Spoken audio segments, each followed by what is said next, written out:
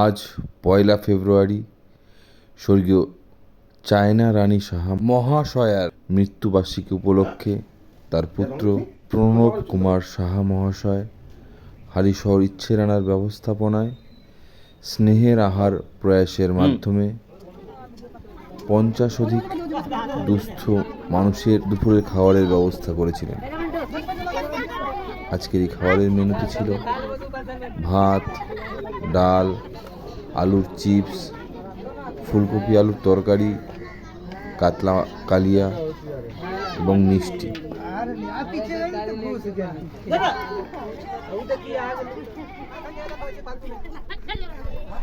আমরা হালিশহর ইচ্ছেরানা স্বর্গীয় চায়না রানী সাহা মহাশয়ের বিদেয়ী আত্মার চিরশান্তি কামনা করি।